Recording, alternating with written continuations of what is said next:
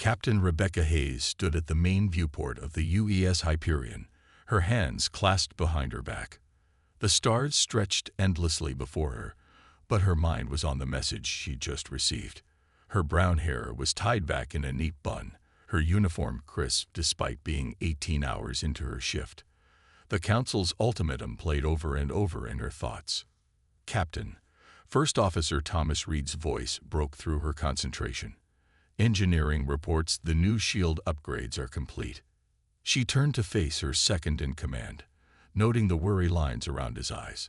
Tom had been with her for 5 years, through countless battles and close calls. But this time was different. This wasn't just another border skirmish or pirate hunt. "They want us to give up everything, Tom," she said, keeping her voice low so the bridge crew couldn't hear. "The Council demands we hand over all our advanced weapons. They expect us to just roll over and become defenseless." Tom's jaw tightened. "They're scared of us. We've come too far, too fast." "Exactly." Rebecca walked to her command chair and sat down, pulling up the latest reports on her screen. "In just 50 years, we've caught up to tech they've had for centuries. And now they want to put us back in our place." The bridge of the Hyperion hummed with activity. Through the main windows, they could see the massive shape of their ship reflected on the hull of a nearby supply vessel. The Hyperion was humanity's newest battleship, nearly a mile long, with weapons that could reduce a small moon to rubble. Lucy Parker, their communications officer, suddenly straightened in her chair. "Captain." "Priority message from Earth Command, marked eyes only." Rebecca nodded and opened the message on her private screen. As she read, her face grew darker.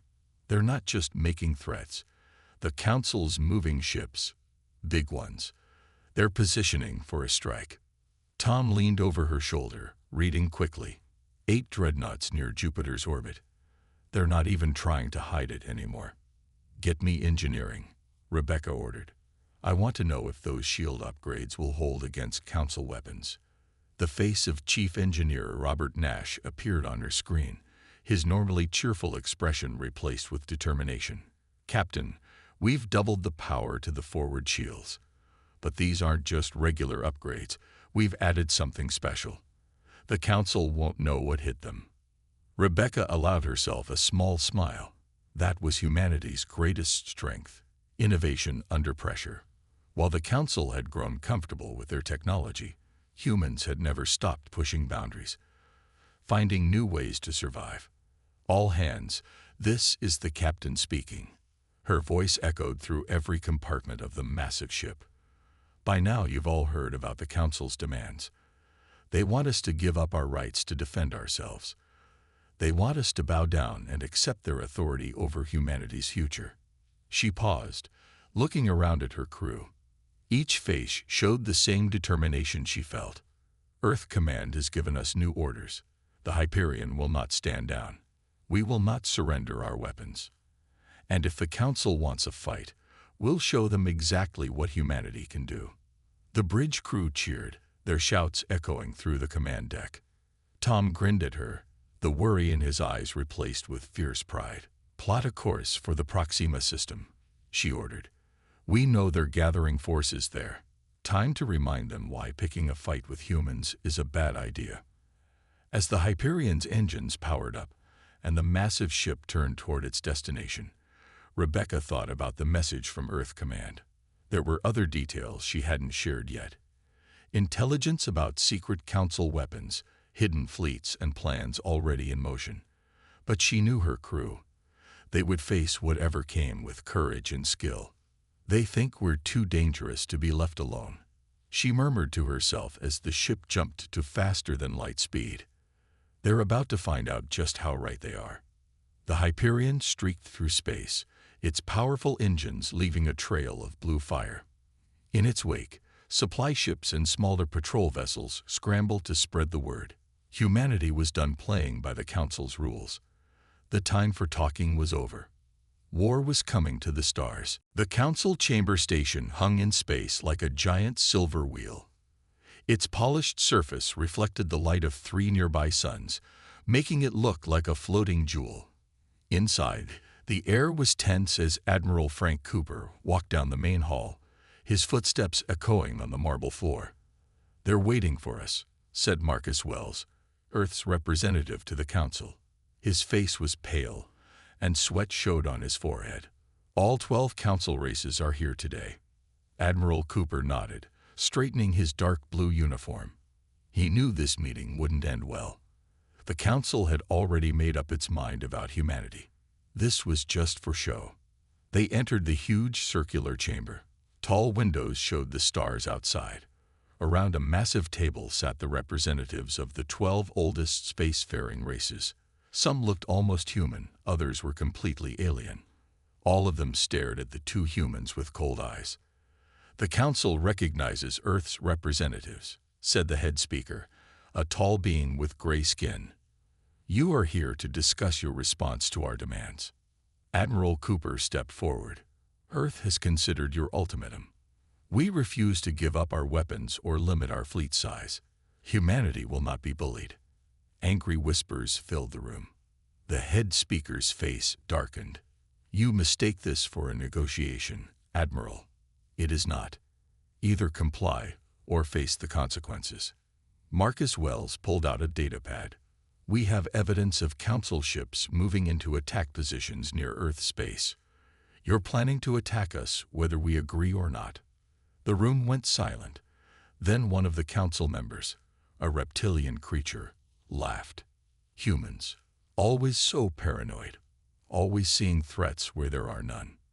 But Admiral Cooper saw it. The quick glances between Council members, the slight shifts in their positions. Wells was right. They were planning something. "Show them," Cooper said to Wells. Wells pressed a button on his pad. Above the table, a hologram appeared showing Council warships gathering near Jupiter. Another image showed secret weapon stockpiles in the Proxima system. "Our intelligence is better than you thought," Cooper said. "And so are our ships. The UES Hyperion is already—" "Enough." The head speaker stood up. "You dare spy on the Council. This proves what we've been saying. Humans are too dangerous, too unpredictable." Marcus Wells tried one last time. "We can work together. Humanity has made great advances that could benefit everyone. We're willing to share." "Share?" Another Council member scoffed. "You've existed in space for barely a century. We have ruled the stars for millennia. What could you possibly teach us?" Admiral Cooper's communicator buzzed. He read the message and smiled. "The Hyperion has found your hidden fleet. Captain Hayes sends her regards." The Council chamber erupted in chaos. Some members jumped to their feet, shouting. Others reached for communication devices. The head speaker's face turned almost white with rage. "This meeting is over," Cooper said calmly. "But remember, you started this. Whatever happens next is on your hands." As they walked out, Wells whispered, "They're going to attack now. We forced their hand." Cooper nodded. That was the plan. Better to face them now than wait for them to gather more forces. He tapped his communicator. "All Earth ships. This is Admiral Cooper. Execute Operation Thunderbolt. I repeat, execute Operation Thunderbolt." From the chamber's windows, they could see ships appearing out of nowhere, Earth's hidden fleet, dropping their stealth fields. The Council members rushed to the windows, shock on their alien faces. "We learned from watching you," Cooper said loudly. "All those years you thought we were just simple newcomers. We were studying, preparing. The student has surpassed the teacher." Back on their shuttle, heading away from the station, Wells looked worried. Was this the right choice, Frank? Starting a war? Cooper watched as more Earth ships appeared, taking up defensive positions. "They started this war the moment they decided to destroy us. We're just making sure we finish it." The shuttle's pilot called back. "Admiral, the Hyperion is engaging Council forces in the Proxima system." "Good," Cooper said. "Tell all ships. The time for talking is over. Now we show them why you don't threaten Earth." Behind them, the Council chamber station grew small in the distance, But Cooper knew this was just the beginning. The real battle was about to start, and humanity was ready. The Hyperion burst out of faster-than-light travel near the Proxima system's asteroid belt. Red lights flashed throughout the ship as alarms sounded. Through the main viewport, Captain Hayes could see 5 Council warships hiding among the asteroids. "They didn't expect us to find them," she said, watching the enemy ships scramble to battle positions. "Chief Nash, are you ready down there?" Robert Nash's voice came through the intercom from engineering. His fingers flew over control panels as he made final adjustments. "Ready, Captain. Our new shield breaker is hot and waiting. Those Council ships won't know what hit them. All hands, battle stations," Hayes ordered. The crew rushed to their positions as the massive ship turned to face the enemy. "Tom, target their biggest ship first." First Officer Tom Reed's hands moved quickly over his tactical screen. "Locked on, Captain. Their shields are up, but they're still not at full power." The first Council ship, a huge vessel covered in golden armor, fired its weapons. Purple beams of energy shot toward the Hyperion. "Now we'll see if Nash's upgrades work," Hayes said quietly. The enemy fire hit their shields, but instead of the usual blue glow, the Hyperion's shields turned bright green. The purple beams seemed to melt away. "It works," Nash shouted over the comm. "Their energy weapons can't get through. The new shields are absorbing everything." Lucy Parker spoke up from her communication station. "Captain, they're sending out distress calls. More Council ships are coming." Hayes smiled. "Perfect. Let them come. Fire the shield breaker, Tom. Show them what humans can do." The Hyperion's main weapon powered up. A beam of white light shot out, hitting the largest Council ship. For a moment, nothing seemed to happen. Then the Council ship's shields flickered and died. "Their shields are down," Tom called out. "All their defense systems are failing." "Fire main guns," Hayes ordered. The Hyperion's regular weapons opened up, tearing into the now defenseless Council ship. In seconds, the golden vessel broke apart, pieces floating away into space. The other Council ships started to retreat, but Hayes wasn't done. "Don't let them escape. They'll just come back with more ships." Nash's voice came through again. "Captain, I can give you 3 more shots with the shield breaker before it needs to cool down. That's all we need," Hayes replied. "Tom, target the next 3 biggest ships. Lucy, broadcast on all frequencies. Let them hear us." The Hyperion moved forward, its massive engines pushing it through the asteroid field. 3 more white beams shot out, one after another. 3 more Council ships lost their shields and fell to the Hyperion's guns. The last Council ship tried to hide behind a large asteroid. Hayes shook her head. "Amateur move. Tom, blow that asteroid apart." The Hyperion's weapons turned the asteroid to dust, leaving the Council ship exposed. But instead of firing, Hayes opened a channel. "Council vessel, this is Captain Hayes of the UES Hyperion. Surrender now, and we'll spare your crew." For a long moment, there was silence. Then a shaky voice responded. This is impossible. Our shields are the best in the galaxy." "How did you?" "Humans are good at impossible things," Hayes answered. "Your choice. Surrender or join your friends in the scrap heap." The Council ship's weapons powered down. We surrender." "Good choice." Hayes turned to her crew. "Board that ship. I want their data cores, their weapons, everything. Let's see what other secrets they're hiding out here."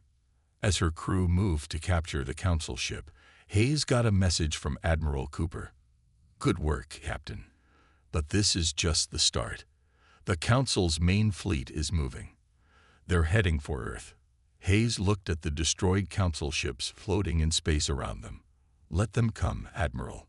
The Hyperion's ready. And now we know their shields can't stop us." More Council ships detected. Lucy called out. "At least 20 vessels entering the system." "Battle stations," Hayes ordered calmly. "Nash, get that shield breaker cooled down. Tom, plot firing solutions.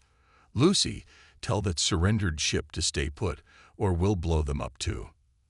The crew moved with perfect efficiency, preparing for the next fight. Hayes watched the enemy ships approach, feeling confident. The Council had ruled space for too long. They'd grown soft, relying on their advanced technology. But they'd never faced humans before. They'd never faced the Hyperion. All weapons ready, Tom reported. Then let's show them what else we can do, Hayes said. Fire when ready. The battle for Proxima had only just begun. Governor Ashley Bennett stood at the window of New Eden Colony's main control tower, watching ships gather in orbit. The colony's 3 moons cast long shadows over the massive fleet forming above. Ships of all sizes had come, from small mining vessels rebuilt for war to powerful military cruisers. That's the 5th fleet to arrive today, her assistant reported. Ships from Mars, Europa, and even the outer mining colonies. They're all answering the call. Ashley nodded, pride filling her chest. When Earth had asked the colonies for help, she'd expected maybe a dozen ships. Instead, hundreds had come. Humans from every corner of settled space were joining together. The Hyperion appeared suddenly, jumping in from light speed. The massive battleship dwarfed the other vessels around it. Its hull still showed burn marks from its battles in the Proxima system. Captain Hayes is here, Ashley said, straightening her jacket. Time to show her what the colonies have brought to the fight. In the main meeting room, Captain Hayes studied the fleet numbers on the big screen. Her eyes widened as she read. 342 ships, Hayes asked. From the colonies alone. Ashley smiled. And more coming. The Council thought they could scare us into giving up. Instead, they made us angry. Tom Reed, still at Hayes' side, pointed to a group of ships on the display. Those mining vessels, their laser drills have been converted to weapons. Better than weapons, Ashley explained. Those drills can cut through Council ship armor like it's paper. The miners tested them on some old Council wreckage. Works even better than regular guns. Lucy Parker, who had come with Hayes, looked up from her datapad. Governor, we're getting reports. The Council is attacking 3 more colonies in the outer ring. They're trying to split us up, Hayes said. Make us defend every colony at once. But Ashley was already shaking her head. They don't understand humans very well, do they? Every attack just brings us closer together. Every colony they hit sends more ships to join us. Through the window, they watched as another fleet jumped in. This one from the Saturn shipyards. More and more ships filled the space above New Eden. We intercepted some Council communications, Lucy said. They're confused. Their leaders can't understand why colony ships are fighting alongside Earth vessels. They expected the colonies to stay neutral. Hayes laughed. The Council's been in power so long, they've forgotten what unity looks like. Their own colonies are kept weak and dependent. They can't imagine ours would fight with us. A loud alarm suddenly rang through the room. On the main screen, red dots appeared. Council ships entering the system. 5 dreadnoughts, Tom reported, plus support ships. They must have followed the Hyperion here. Good, Ashley said firmly. Time to show them what colony ships can do. All ships, battle formations. The gathered human fleet moved with surprising speed. Mining ships formed up alongside military vessels. Small, fast courier ships took positions as scouts. Everything they had learned about Council tactics was about to be put to use. The Council thinks size and age mean everything, Hayes said, watching the fleet move. They've got bigger ships, older technology. But we've got something better. What's that? Ashley asked, though she already knew the answer. We've got nothing to lose and everything to gain, Hayes replied. Their empire is fat and happy. They fight to keep power. We fight to survive. The Council ships came into range. Their golden hulls shone in the light of New Eden's sun. They looked powerful, unbeatable. All ships, this is Captain Hayes, she broadcast to the fleet. The Council thought they could break us apart. Instead, they brought us together. Show them what happens when you threaten human colonies. The human fleet surged forward. Mining lasers powered up alongside military weapons. Small ships darted between the bigger vessels, confusing Council targeting systems. The Hyperion's shield breaker fired, cutting through the enemy's defenses.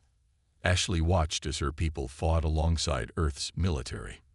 The Council ships, for all their size and power, seemed shocked by the fury of the human attack. "Send word to the other colonies," she ordered her staff. "Tell them what's happening here. Tell them to send every ship they can spare." The Council wanted to see what humanity could do. She paused, watching as the first Council dreadnought began to break apart under the combined fire of colony mining lasers and military weapons. Well, they're about to find out. Intelligence Officer Daniel Wright crept through the dark halls of the Council's main defense station. He wore a stolen Council maintenance uniform, but he wouldn't need it much longer. After 3 weeks of undercover work, he had finally found what he was looking for. His wrist computer silently recorded everything as he worked. The Council's central defense grid lay open before him, its secrets displayed on huge screens that filled the wall. They had never expected a human to get this far. "Control room secure," he whispered into his hidden communicator. "You won't believe what I'm seeing, Captain Hayes." Back on the Hyperion, Hayes leaned forward in her chair. "Tell me you found something good, Daniel." "Better than good," he replied, his fingers flying over the alien controls. "Their whole defense network runs through here. And they made a huge mistake. They never changed their basic systems. Too proud to think they needed to." Tom Reed spoke up from his station on the bridge. "What kind of mistake?" "They've been using the same defense codes for over 1,000 years, Daniel explained, still typing. "They just kept building on top of old systems. It's like they built a huge tower, but never fixed the broken foundation." Hayes smiled. This was exactly what they had hoped to find. "Can you break it?" "Already done," Daniel said. "Sending you the codes now. Their entire defense grid is based on 6 main stations. Take those out, and everything falls apart." Through the ship's windows, Hayes could see the massive Council world below. It was beautiful, with gleaming cities and silver towers reaching into the sky. This was one of their oldest worlds, a place they thought was completely safe. "How long until they know you're there?" she asked. "About 30 seconds, Daniel answered calmly. "Better hurry." Hayes turned to her crew. "Signal the fleet. All ships, prepare to jump in. Target coordinates are uploading now." Lucy Parker's hands moved quickly over her station. "All ships report ready, Captain. The colony ships are in position too." "Daniel, get out of there," Hayes ordered. "Head to the pickup point." "Already moving." "And Captain, I left them a little surprise in their computers, something to remember us by." The first alarms started to sound on the Council world. They had finally noticed something was wrong. But it was too late. Hundreds of human ships appeared above the planet. The Hyperion led the way, its weapons already powering up. Behind it came the converted mining ships, their drilling lasers glowing hot. "They're trying to raise their shields," Tom called out. "Let them," Hayes said with a smile. "Daniel, what's going to happen when they do?" "Watch," Daniel replied, now running through the station's halls toward his escape route. The Council's planetary shields started to activate, but instead of the usual golden barrier, the shields flickered and died. Across the planet, defense systems shut down one by one. "What did you do?" Hayes asked, watching the chaos unfold. "Told their computers to read their own shields as attacks," Daniel explained, breathing hard as he ran. "The more they try to power up their defenses, the more their systems will shut down to protect themselves." Hayes turned to her crew. "All ships, begin the attack. Remember, military targets only. We're not here to destroy their world, just their ability to make war." The human fleet moved with perfect coordination. Mining lasers cut through defense stations while military ships targeted weapon platforms. The Council's proud forces, suddenly without their precious shields, could only watch. "Captain," Lucy called out. We're getting surrender signals from 3 other council worlds. They've seen what's happening here. Hayes nodded. Send them our terms. Full independence for all human colonies. No more council control over human space. And immediate withdrawal of all council forces from our territory. Daniel's voice came through again. Made it to the pickup point. You should see their faces down here, Captain. The mighty council, undone by their own pride. Pride goes before a fall, Hayes quoted. And they're falling hard. Tom, target their main military base. Let's finish this. The Hyperion's main guns fired, turning the Council's largest military installation to dust. Below, more surrender signals were coming in. The Council's power was breaking, and everyone could see it. Send word to Earth, Hayes ordered. Tell them the Council's defense grid is down. Their core worlds are open. The war is almost over. She watched as more Council facilities fell to human weapons. They had started this fight thinking humans were weak. Now they were learning just how wrong they had been. The Council's end isn't just near, she said quietly. It's here. 3 massive battles raged across 3 star systems at once. The Council's last strongpoints were under attack, and they were falling one by one. In the lead system, the Hyperion moved through space like an angry giant, its weapons never stopping. Status report. Captain Hayes called out as her ship shook from another hit. Shield breaker at maximum power. Chief Nash shouted from engineering. But we can't take many more hits like that last one. Through the main viewport, Hayes watched as 2 Council dreadnoughts tried to block their path to the Council's capital world. Behind those ships waited the Council leaders, trying desperately to escape. They're not getting away this time, Hayes said. Tom, target both ships. Lucy, tell the colony fleet to move in. The converted mining ships appeared from behind a nearby moon, their drill lasers burning bright. The Council ships, caught between them and the Hyperion, tried to turn and fight both ways at once. Got a message from the other systems, Lucy reported from her station. Admiral Cooper's fleet has taken the Council's main shipyards. Governor Bennett reports their weapon factories are destroyed. Hayes nodded. Everything was going according to plan. The Council was fighting hard, but they couldn't be everywhere at once. While their biggest ships fought here, human forces were destroying everything they needed to make war. Nash, Hayes called out. We need more power to the shield breaker. The system's not built for this much use, Nash replied. Warning lights flashed all around him in engineering. If we push any harder, we might blow ourselves up. If we don't push harder, we'll definitely get blown up, Hayes answered. Do it. The Hyperion's special weapon powered up again. White energy gathered at the front of the ship, brighter than before. The whole ship groaned as power flowed through its systems. Council ships are charging their main weapons, Tom warned. Noun, Nash, Hayes ordered. The shield breaker fired. This time, the white beam was almost too bright to look at. It hit both Council ships at once. Their shields didn't just fail. They exploded in a flash of golden light. Direct hits, Tom shouted. Their shields are completely gone. All ships, open fire, Hayes commanded. The Hyperion and the colony ships attacked together. Without their shields, the mighty Council dreadnoughts didn't stand a chance. They broke apart under the combined fire, pieces of their golden hulls spinning away into space. Captain, Lucy said urgently, I'm picking up multiple ships launching from the capital. Small ones, fast. Escape ships, Hayes realized.